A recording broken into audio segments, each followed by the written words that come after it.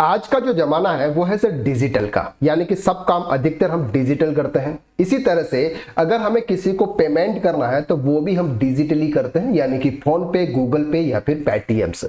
Cash का use बहुत ही कम होने को लगा है। जैसे ही हम डिजिटल पेमेंट करते हैं, हम सामने वाले पर्सन का या तो मोबाइल नंबर या फिर यूपीआई आईडी से हम उसका पेमेंट करते हैं। लेकिन इंसान होने के नाते कभी कभी हमसे गलतियां भी हो जाती है। हम किसी पर्सन को पेमेंट करना चाहते हैं लेकिन गलती से वो पेमेंट किसी और अदर पर्सन को हो जाता है जिनको हम जानते तक भी नहीं है, यानी कि या तो फिर उनसे हमारा कोई कांटेक्ट भी नहीं हो पाता। तो अगर गलती से अगर आपका पेमेंट किसी अदर पर्सन को हो गया है तो क्या वो पेमेंट आप वापस से रिकवर कर सकते हैं या फिर नहीं? तो इसके लिए नॉर्मली दो ऑप्शन है। इस ऑप्शन का आप यूज कर सकते हैं। हो सकता है कि वो पेमेंट आपका वापस आ जाए या फिर हो सकता है कि आपका पेमेंट वापस नहीं भी आए, क्योंकि ऐसा बोलते हैं कि एक बार गया हुआ पेमेंट सर वापस नहीं आता है, लेकिन ट्राई करने में क्या जाता है। तो दोनों ऑप्शंस मैं आपको यहां पर बताऊंगा ताकि इसको आप यूज करें और डेफिनेटली अगर हो सकता है तो पेमेंट आपका आ जाएगा। सबसे पहला जो ऑप्शन है वो है सर कस्टमर केयर से कांटेक्ट करें, यानी कि अगर आपने कोई भी पेमेंट किया आपको उसके पास में आपकी यूपीआई आईडी, ट्रांजैक्शन नंबर होगा, उसका स्क्रीनशॉट, ये सब कुछ लेके आप रखें और आपके जो भी गूगल पे, फोन पे, पेटीएम, भीम जो भी आप यूज कर रहे हैं उनके जो कस्टमर केयर नंबर होते हैं आप उनको कॉल करें। कस्टमर केयर नंबर मैंने आपको यहां पर दे रखे हैं। इन कस्टमर कॉल पर आप उनसे कॉल करके आपकी पूरी डिटेल्स आप उनको बता सकते हैं। अगर वैलिड है तो वो अमाउंट ट्रांसफर कर सकते हैं।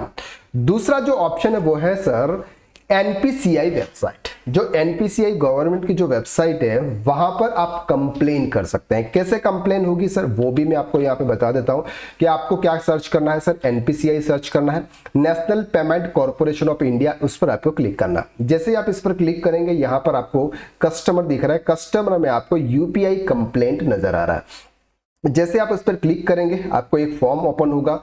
यहाँ पर आपको ट्रांजैक्शन है, ट्रांजैक्शन के बाद पर्सन टू पर्सन हुआ है या फिर आपने किसी मर्चेंट को किया है तो यहाँ पर person to person. Type of issue क्या है सर, अलग अलग टाइप के बहुत सारे इशू है, तो यहाँ पर आप कर सकते हैं sir transaction transfer to another account, तो ये वाला ऑप्शंस। कमेंट आप डाल सकते हैं 500 डिजिट्स तक आप यहाँ पर कमेंट 500 कैरेक्टर्स तक डाल सकते हैं। ट्रांजैक्शन आईडी आपने जिसको पेमेंट किया होगा, डेट ऑफ ट्रांजैक्शन आपको यहाँ पे एंटर करना है। कौन सी बैंक थी वो बैंक की लिस्ट आपकी यहाँ पर आ जाएगी, वो आपको एंटर करना है। कितने रुपीस का क्या पैसा था, ईमेल आईडी क्या है, और फिर आपको इसको सबमिट करना है। क्योंकि ये है सर एनपीसीआई है, गवर्नमेंट की वेबसाइट है। तो यहाँ पर अगर आप कंप्लेन करेंगे तो हो सकता है कि वो इसके ऊपर थोड़ा सा वर्कआउट करें और आपका अगर गलत पैसा चला गया तो वापस दे सकते हैं। अब बहुत सारे कमेंट ऐसे आएंगे कि सर ऐसे ऐसे कुछ हो भी नहीं सकता, बेवकूफ मत बनाओ, XYZ। लेकिन यहाँ पर दो तरीके मेरे पास में आए थे, इस वजह से मैंने आपके साथ में शेयर किया। हो सकता है पैसा आए या फिर नहीं भी आए।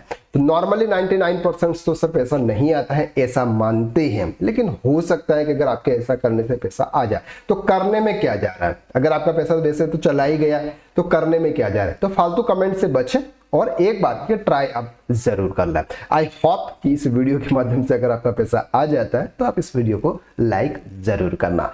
तो आज के लिए बस इतना। मैं इसके लिए कोई पूरी गारंटी नहीं देता हूं कि आप ये दोनों प्रोसेस करेंगे तो आपका पूरा पेमेंट रिटर्न हो जाएगा, लेकिन मैं आपको सिर्फ प्रोसेस बता रहा हूं। 99% तो नहीं होता है, 1% अगर हो जाए तो अच्छी बात है इन प्रोसेस को करने से। चलिए, तो आज के लिए बस इतना। नेक्स्ट वीडियो में फिर मुलाकात करते हैं, तब तक के लिए थैंक यू सो मच।